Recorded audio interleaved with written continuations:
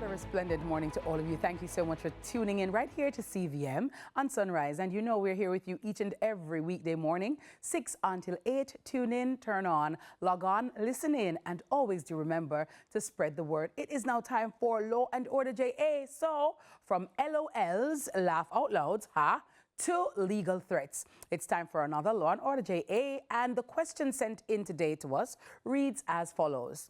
I have a page where I post my thoughts on different products and influencers. Nothing malicious, just commentary and jokes.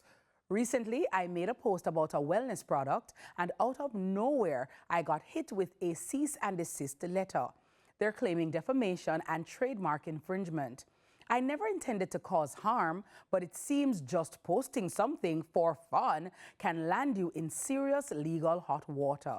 What are my rights here? Well, joining us this morning to ventilate the issues within, I have the gentleman.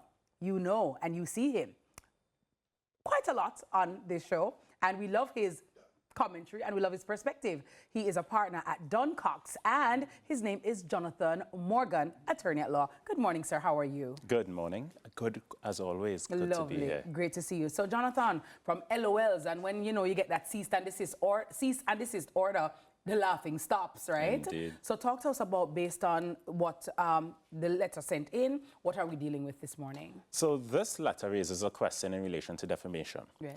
And the question that arises is whether someone can post on their social media platforms intending to carry some humor or intending to comment on a business and get themselves into some legal trouble as a result. Yes.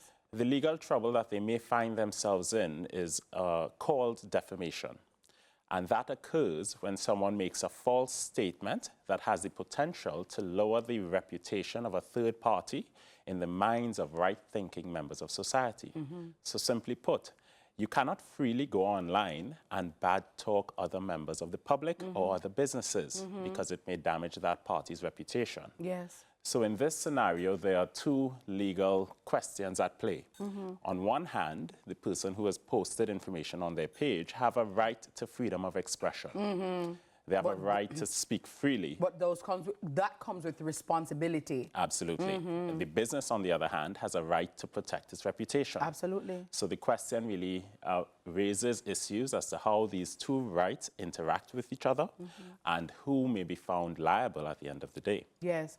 Let me ask this question as well, Jonathan, for the purposes of our viewers. Say, for example, a post was made. It may be defamatory in nature. Persons tend to just repost because they may find it funny too. Yes. Do persons who partake in the reposting of said defamatory comments, can they also be liable for defamation? They certainly can. The issue here is that defamation arises when you make a statement of fact to members of the public. Yes. Reposting a false statement has the potential of carrying it to further members. Right. It spreads the misinformation.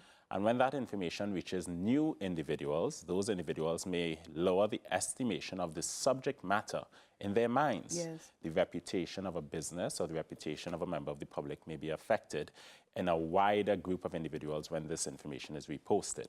So what really arises on the question is whether the person who has posted in the interest of posting for fun has some defense to a defamation claim.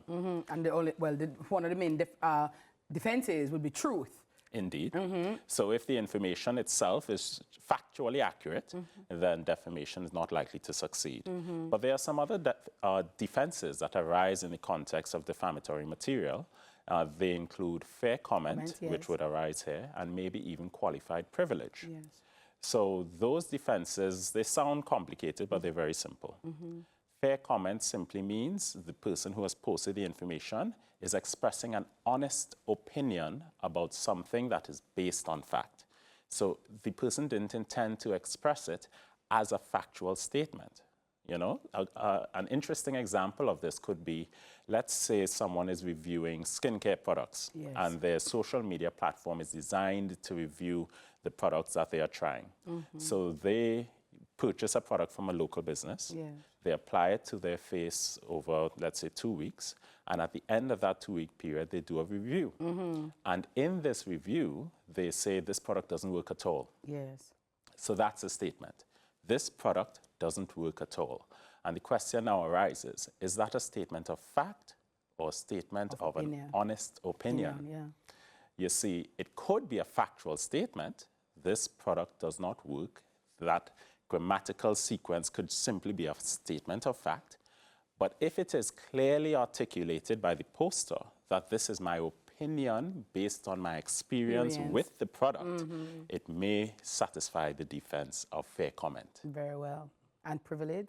So qualified privilege is a little more involved. Qualified privilege arises when the person who has shared the information has a moral, ethical, or other duty to share it, and the people receiving the information have a duty to receive it.